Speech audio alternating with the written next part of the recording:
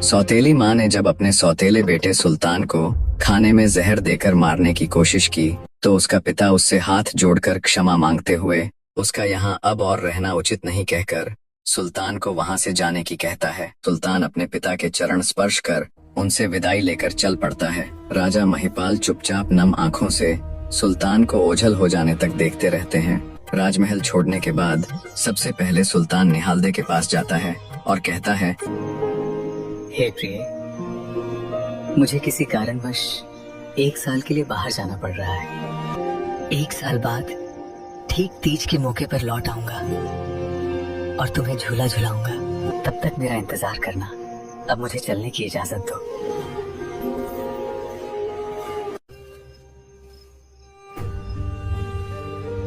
इस प्रकार तीज पर मिलने का वायदा करके सुल्तान निकल पड़ता है अपने देश निकाले की अवधि का बचा हुआ 1 साल पूरा करने। चलते चलते वो नरवरगढ़ नाम के एक नगर में पहुंच जाता है। नरवरगढ़, जहां उस समय राजा ढोला का शासन था। सुल्तान वहां पहुंचकर ऐसी नौकरी की तलाश करता है जिसमें उसे राजा को कर अर्थात शुल्क ना देना पड़े, बेशक उसका वेतन बहुत कम हो। दोस्तों, पुराने समय में राजा महाराजाओं द्वारा किसानों और राजघराने में नौकरी करने वाले व्यक्तियों से उनकी कमाई का कुछ हिस्सा लिया जाता था। 50 और सिक्के जल्दी दर्ज करो, अगले गांव वाले अपना योगदान लाओ। उसी हिस्से को कर यानी अतिरिक्त शुल्क कहा जाता था। तो एक क्षत्रिय होने की वजह से राजकुमार सुल्तान राजा को कर देना अपने धर्म के विरुद्ध समझता था। कर रहित नौकरी के लिए जब सुल्तान ने राजा ढोला के यहाँ काम कर रहे रसोइये और मालियों आदि से पूछा तो उन्होंने बताया, ऐसी नौकरी तो सिर्फ चौकीदारी की ही है जिसमें तुम्हें राजा को कर नहीं देना पड़ेगा। सुल्तान बोला, ठीक है, मुझे मंजूर है। अंततः राजा से आज्ञा मिलने के बाद सुल्तान को नगर में गश्त करने वाले चौकीदार के रूप में रख लिया जाता है। जैसे ही रात हुई, पूरी सजगता के साथ सुल्तान नगर में गश्त करने निकल पड़ता है, क्योंकि उन दिनों नगर में बहुत चोरियां हो रही थी, पर चोर था कि किसी की पकड़ में ही नहीं आ रहा था। गश्त करते करते सुल्तान जब एक घर के आगे से निकला तो उसने एक बड़ी ही अजीब बात देखी। एक युवा लड़की जिसने कड़ाही चढ़ाई हुई थी वो रोती जाती और पूड़े पापड़ी तलती जाती। ये देख सुल्तान को बड़ा अजीब लगा। वो उस नवयुवती के पास गया और बोला, क्या बात है बहन? एक तरफ तो तुमने कढ़ाई चढ़ाई हुई है जो कि किसी खुशी के मौके पर व्यंजन आदि बनाने के लिए चढ़ाई जाती है, और दूसरी तरफ तुम रो भी रही हो। ये रोते रोते पूड़े पापड़ी तलने के पीछे क्या वजह है? सुल्तान की बात सुन वो नवयुवती अपनी भाभी की तरफ इशारा करते हुए बोली, इन सब की वजह ये है, जिस दिन इसके साथ मेरे भाई का रिश्ता पक्का हुआ था उसी दिन मेरे पिता को दानव की भेंट के लिए जाना पड़ा था, और आज मुकलावे के बाद जब ये पहली बार हमारे घर आई है तो आज मेरे भाई का नंबर है। मेरे भाई के जाने के बाद हमारी तो वंश मेल ही खत्म हो जाएगी। दोस्तों, कहानी को बीच में ही रोककर आपको बताता चलूं कि उन दिनों नरवरगढ़ के बाहर एक दानव रहता था। उसी दानव की भेंट के लिए नगर से हर सप्ताह एक व्यक्ति 2.5 किलो पूड़े पापड़ी और एक बकरी दी जाती थी। जब राजा ढोला उस दानव का कुछ नहीं बिगाड़ पाए तो उन्हें दानव के साथ मजबूरी में ये समझौता करना पड़ा था कि नगर के हर घर से बारी बारी एक व्यक्ति दानव की भेंट में जाएगा। अगर राजकुमार ढोला ये समझौता नहीं करते तो वो दुष्ट दानव नगर में घुसकर हाहाकार मचा देता। अब फिर से कहानी में आगे चलते हैं। तो जब सुल्तान ने उस युवती का दुखड़ा सुना तो वो बोला, चिंता मत करो बहन, आज दानव की भेंट में तुम्हारे भाई के बदले मैं चला जाऊंगा। जैसे ही तुम्हारे पूड़े पापड़ी तैयार हो जाएं, तुम मुझे उठा देना। मैं राजमहल के बाहर बुर्ज पर सोया मिलूंगा। इतना कहकर जब सुल्तान वहाँ से जाने लगा तब युवती उसे रोकती हुई बोली, नहीं भाई, तुम भी किसी माँ के बेटे और किसी बहन के भाई होगे।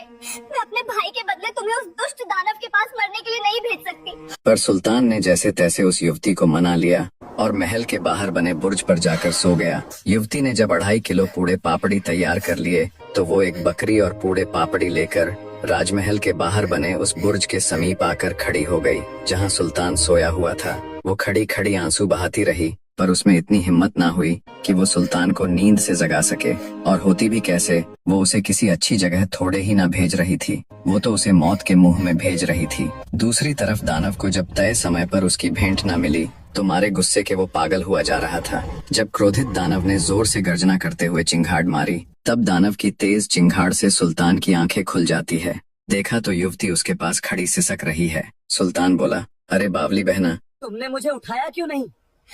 लड़की बोली, अगर मैं तुम्हें किसी अच्छी जगह पे भेज रही होती तो जरूर उठा देती भाई, पर मैं तो तुम्हें मरने के लिए भेज रही हूँ। सब चाहते हुए भी तुम्हें उठाने की मेरी हिम्मत नहीं हुई। सुल्तान जल्दी से वे पुड़े पापड़ी और उस बकरी को ले नगर के बाहर बनी दानव की गुफा की तरफ चल पड़ता है। भूख लगी होने के कारण चलते चलते सुल्तान दानव की भेंट के लिए दी हुई सारी पुड़ी पापड़ी खा जाता है। जब वो उस दानव की गुफा के बाहर पहुंचा तो दानव दहाड़ते हुए बोला, आज इतनी देर क्यों लगा दी? जल्दी से मेरे पास आ, मैं तुझे खाने के लिए बेताब हूँ। भेंट में हुई देरी के कारण दानव का गुस्सा साफ झलक रहा था। दानव से थोड़ी दूरी पर खड़ा सुल्तान बड़ी नम्रता से बोला, दैत्यराज, पहले आप इस बकरी को खा लीजिए और इसके बाद में मुझे। सुल्तान की बात सुन क्रोधित दानव झल्लाते हुए बोला, नहीं, मैं पहले तुम्हें खाऊंगा, जल्दी से आगे आओ। पर सुल्तान ने वही खड़े खड़े फिर से वही शब्द दोहराए, जिससे क्रोधित दानव के सब्र का बांध टूट गया। वो तेजी से सुल्तान की तरफ लपका और उसे उठाकर पूरी ताकत से ऊपर आसमान में उछाल दिया। हवा में फेंका हुआ सुल्तान बोला, हे दादा चकवा बेन, तेरी दुहाई, दया करना। उसके इतना कहते ही उसके स्वर्गीय दादा चकवा बेन का चक्र चल पड़ा, जिससे सुल्तान बिना किसी चोट आदि के बहुत ही आराम से धरती पर उतर जाता है। ये देख घोर आश्चर्य के साथ दानव सुल्तान से बोला, कौन हो तुम? मुझे अपना परिचय दो। दानव के पूछने पर उसे अपना परिचय देता हुआ सुल्तान बोला, मेरा नाम सुल्तान है।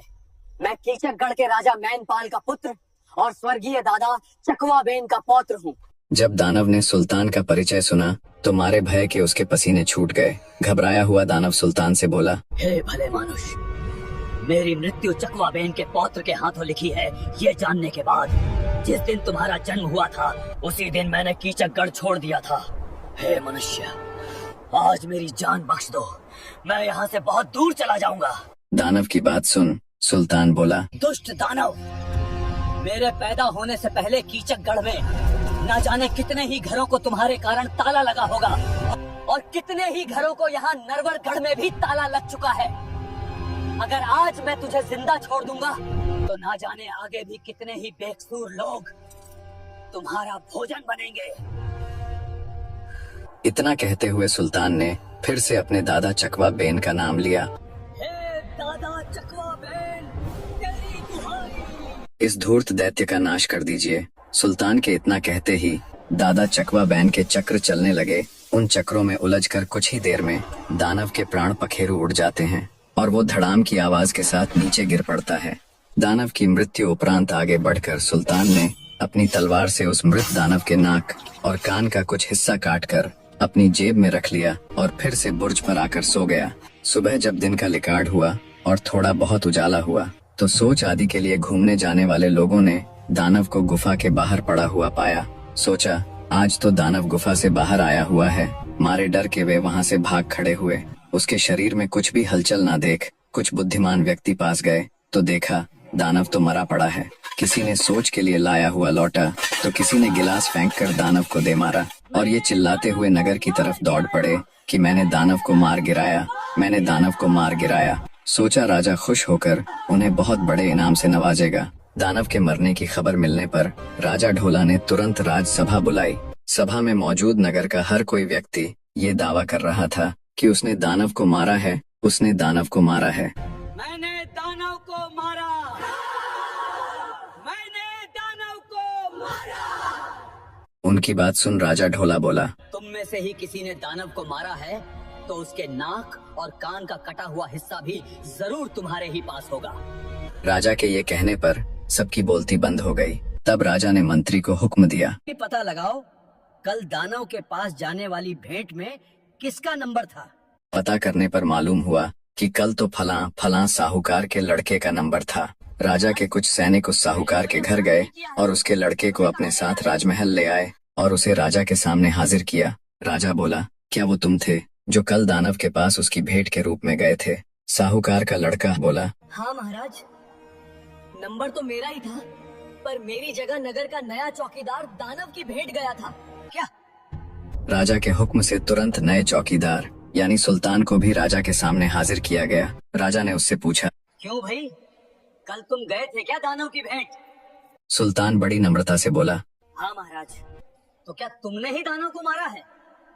सुल्तान ने फिर से हाँ में सिर हिला दिया।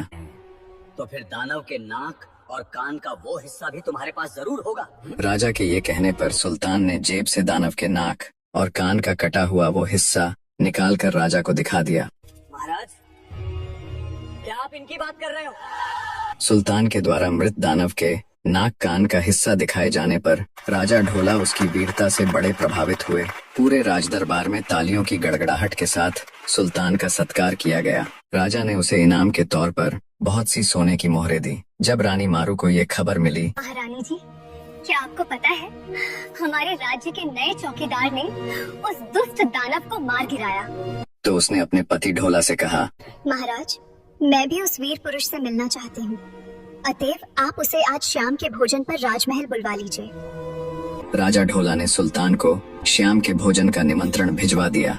मुझे ये बताते हुए अत्यधिक प्रसन्नता हो रही है कि जो दर्शक गण सिर्फ लॉन्ग वीडियो में ही रुचि रखते हैं, उनके लिए आगे से हर दूसरे या तीसरे दिन मनोरंजन का छोटा सा डोज अर्थात कहानी का 10 से 12 मिनट का भाग मिला करेगा। अंत तक जुड़े रहने के लिए आपका तहे दिल से धन्यवाद। बहुत जल्द मिलते हैं कहानी के अगले भाग के साथ। तब तक कहानी के ऊपर अपनी राय जरूर दीजिएगा।